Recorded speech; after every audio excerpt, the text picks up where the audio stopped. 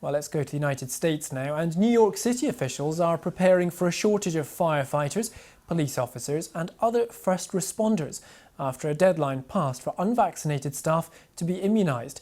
Leaders of unions representing firefighters and police officers say the city could put more than 1/3 of their members on unpaid leave when enforcement of the vaccine mandate takes effect on Monday.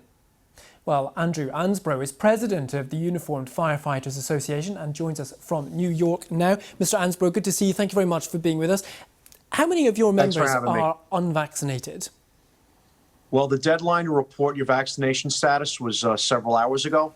The department hasn't released that information, but I could imagine that we're probably somewhere between 30 and 40% unvaccinated for firefighters. That's not counting fire officers. They're an older group. We expect that more of them are going to be vaccinated. They're probably between 20 and 30% unvaccinated. That's quite a sizable number, especially when you're talking about a city like New York. What are the risks for the city if these people can't turn up to work on Monday? Well, I'm asking my members to show up for work. They took an oath to protect the lives and property of New York City residents.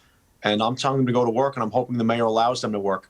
Well, in New York City, based on last year's statistics, every day there's 65 structural fires on average. Every day there's 1,400 life-threatening medical emergencies on average. Every day there's 80 cardiac patients per day on average. The survivability of a cardiac patient for every minute you take longer to get there decreases by 8%. There are so many people that are going to go without vital services for so many additional minutes. It will, without question, put people's lives at risk, and some people's lives will be lost. If it takes us 15 minutes to get to a heart attack patient, they're not going to make it. And by contrast, today's COVID rate in New York City, there are currently 9 COVID deaths per day in a city of 8 million people. In a city that's going to have 80 heart attacks tomorrow with the current survivability rate of 32%. We're going to lose more people tomorrow to heart attacks than we are to COVID. We're not counting people hit by cars, kids hit by cars, trauma, shooting, stabbing. We're not even counting those. And all of those patients will be waiting as well. It's worth highlighting for those viewers watching not in the United States that firefighters in America often attend medical emergencies. That's why you're talking about heart attacks as being an issue. Can you explain why are some of your members unwilling to get vaccinated?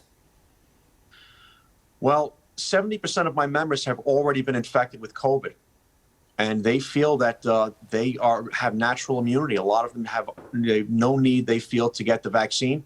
I truly understand that some studies have shown that the vaccine protection is better, but you have to understand that to be a New York City firefighter, you're basically young and healthy, and if you've already lived through this, you expect to have the same outcome if you get this again.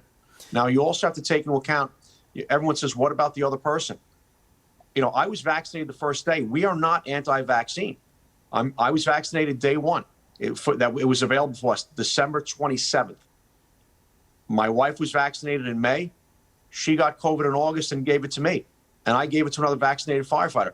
3 people vaccinated that spread this. So we can't even say that this vaccine stops the spread of this. I guarantee you, we all know that it decreases the effects of it, but so does having a previous infection. There is no question about that. And my members feel that they should have that option. Now, what happened was the mayor put a mandate in place and gave us a 9-day window within which to make this decision. In the New York City Fire Department, you need at least 30 days to retire. We have members that are having a hard time even retiring. Now the retirement office is flooded, and they're going to go without pay. We're asking for the city to give us the time to negotiate the terms of this transition and allow some of our court cases that bring up natural immunity to make their way through court. Right now, the COVID rate in New York City is dropping day by day. It's about 1/3 of what it was 10 weeks ago. It continues to trend down. The deaths are trending down. Most of my members have either been vaccinated or infected. Any one of them that is neither vaccinated or infected, I would recommend to get the vaccine. And again, we're not anti-vaccine. We're anti-mandate. People have put their lives on the line this entire pandemic. And now that it's winding down for political purposes, they're being told if they don't roll up their sleeve and get a shot, they're out the door. Okay, Andrew, and the problem is this is going to affect other New York City residents. There are not going to be enough rigs out there on the streets, engines and ladders, to go out and put out the fires and deal with all the medical emergencies that are going to happen. Okay. And the same is with the police officers and EMTs. Andrew Ansbro, thank you very much. We'll have to leave it there. Andrew Ansbro, President of the Uniformed Firefighters Association, joining us from New York. Thank you very much for coming on the programme. Thank you for having me.